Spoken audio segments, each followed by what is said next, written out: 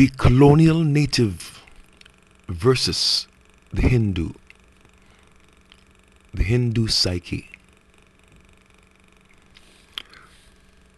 A defeatist tendency exists in the psyche of modern Indians, perhaps unparalleled in any other country today. An inner conflict bordering on a civil war rages in the minds of the country's elite.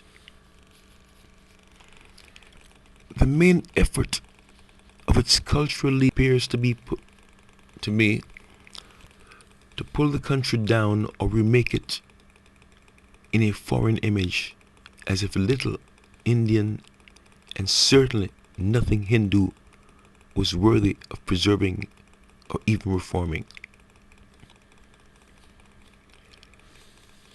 The elite of India suffers from a fundamental alienation from the traditions and culture of the land that would not be less poignant had they been born and raised in a hostile country. The ruling elite appears to be little more than a native incarnation of the old colonial rulers who utterly lived in their separate cantonments, neither mingling with the people nor seeking to understand their customs. This new English-speaking aristocracy prides itself in being disconnected from the very soil and people that gave it birth. There is probably no other country in the world where it has become a national pastime among its educated class to denigrate its own culture and history, however great it has been over the many millennia of its existence. When great archaeological discoveries of India's past are found, for example, they are not a subject for national pride, but are ridiculed as an exaggeration. If not an invention, as if they represent only the imagination of backward chauvinistic elements within the culture.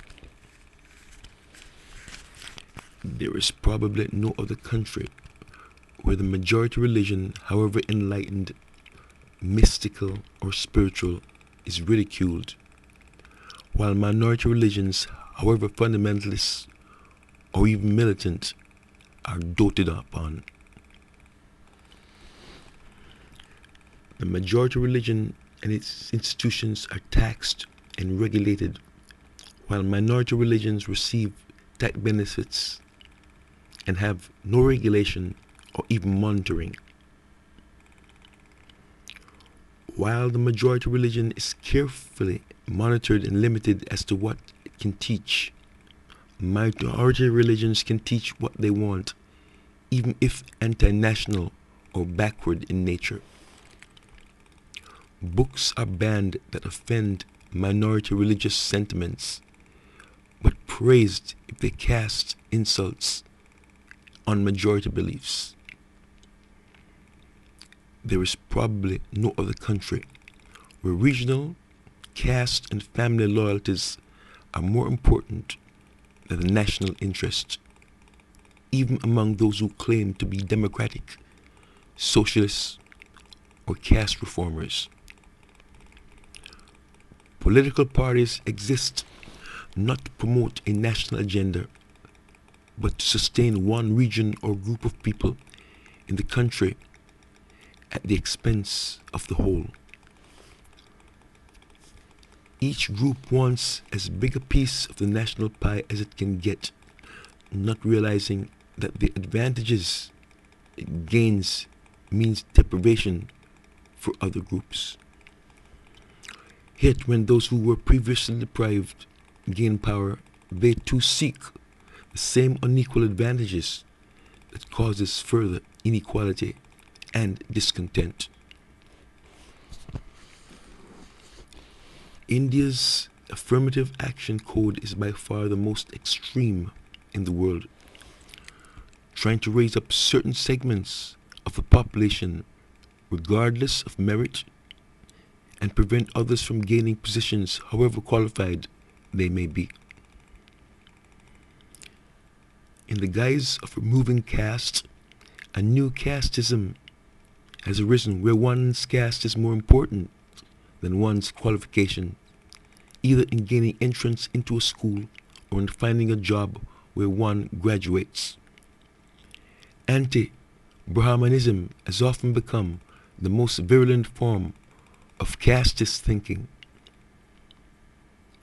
People view the government not as their own creation, but as a welfare state from which they should take the maximum personal benefit, regardless of the consequences for the country as a whole.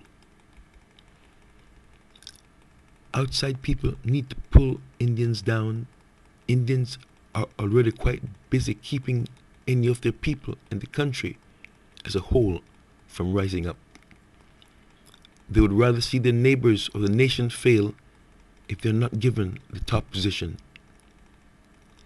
It is only outside of India that Indians succeed, often remarkably well, because the native talents are not stifled by the dominant cultural self-negativity and rabid divisiveness that exists in the country today.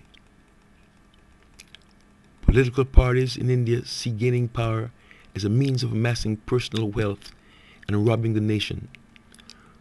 Political leaders includes gangsters, charlatans, and buffoons who would stop short at nothing to gain power for themselves and their coteries.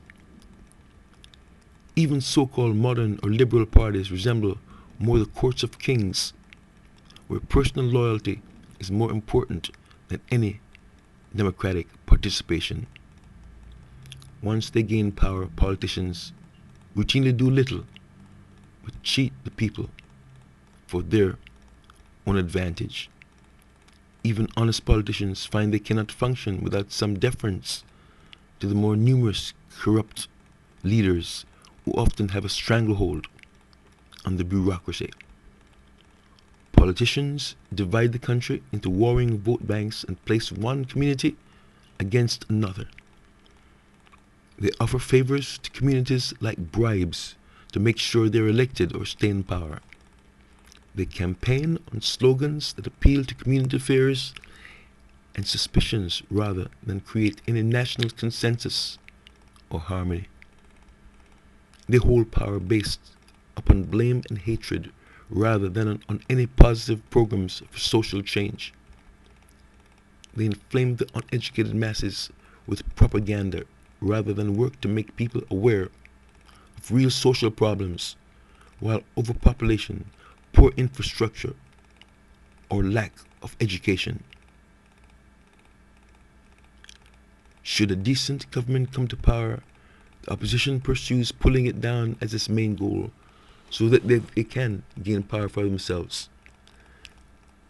The idea of a constructive or supportive opposition is hard to find. The goal is to gain power for oneself and not to allow anyone else to succeed.